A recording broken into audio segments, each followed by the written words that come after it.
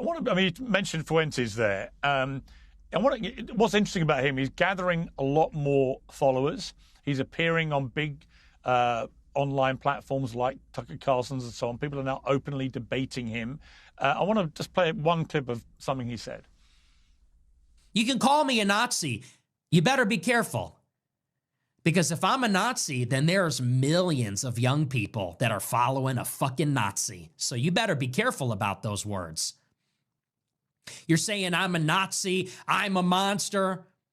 There's a million monsters then. There's a million Nazis out there then.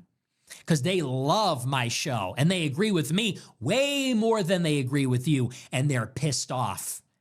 And they'll follow me into battle. So you better be real careful. You're barking up the wrong tree with that.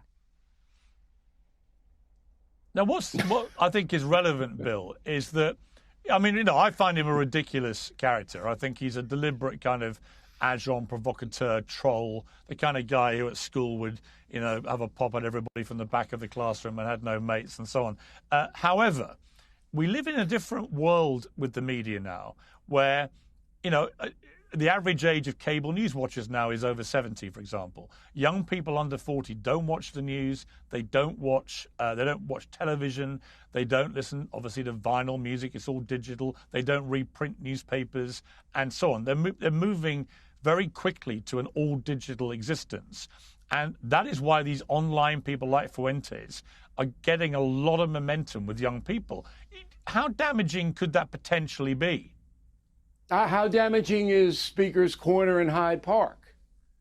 You could drag that guy off the little platform there. The only damage here is perspective. So we have in New York City a communist mayor now, Ma'am Donnie.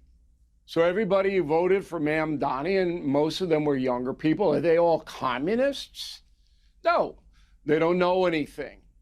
And Mr. Fuentes' crew is in the same bubble. They're ignorant. They don't know history.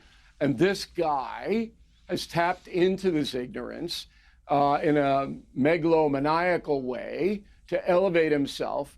But a year from now, he's not even going to be around. But I will warn him, be careful of your own safety, because you're appealing to a fringe nut loon crowd. And that's on both the left and the right. And when you put yourself out there like that, so I don't want anything bad to happen to that young man. But as far as being taken seriously as somebody who has an effect on the United States, he doesn't. There aren't millions of young fascist pro-Hitlerites running around this country. I just did a commentary, and I hope you watch it, Piers. And if you do, I'll come back to discuss it on anti-Semitism. All right? Is it a problem in America? Is anti-Semitism a problem? It's a problem to the extent that it's the same in Ireland or in Wales or in England. There are some anti-Semites, but they don't have power, although the Irish are really getting there with Connolly. Okay, you got to watch that. But in America, there was a poll that 70% of the 7.5 million American Jews, 7.5 million out of 340 million Americans, 70% said they don't feel any danger. Their lives aren't affected by it, but it is disturbing. I'm not minimizing it. And so I go through anti-Semitism in the world and in America, why it exists, how it happened, and up to the present day. There are people who hate Jews, people who hate blacks, people who hate Irish, all right? But these are marginalized people largely. If I felt, Piers, there was a danger to America by a rise of a hate group, I would be on that story every day. I won't put Fuentes on my program. Why would I bother? Go ahead. No, but that's the interesting part of this, is that Fuentes has millions of people who subscribe to his stuff. They trend mostly young and to the right. Yeah, but here's my point. You're right about anti-Semitism, I believe, but he is a brazen anti-Semite, spewing quite regularly brazen anti-Semitic views to a very large group of young men in particular. I don't know how That's large why I say that that is. I think it's probably. I really. Well, Look, he has many millions of people that follow him. You know, millions of people that follow you. What does that mean? I mean, do they go out, go and Sieg Heil? I mean, come on. I got 2 kids in their 20s. They don't have anything to do with this guy. They know who he is.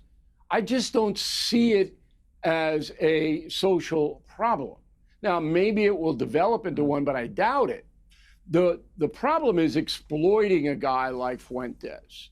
Now, there you get into, well, if I put him on the show, I'm going to get high ratings. Most American broadcasters will not do that. They won't. And it's not that they're so noble. It's just that the corporate masters go, no, you're not putting that guy on. Now, I'm an independent, all right? I won't put him on because I don't want to insult my audience.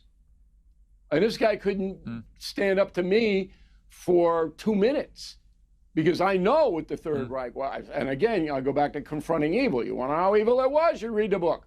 Was Fuentes going to read the book? He's not. Because it doesn't advance him to know what the truth is. He's not interested in the truth. I won't put anybody on my program that I think is a charlatan, that I think is manipulating the system, because that is insulting my audience. And that's the category in which he fits. Now, the real question is the people who do give him a platform, what is their responsibility? And under our system in America, it's the First Amendment. They all fall back on that.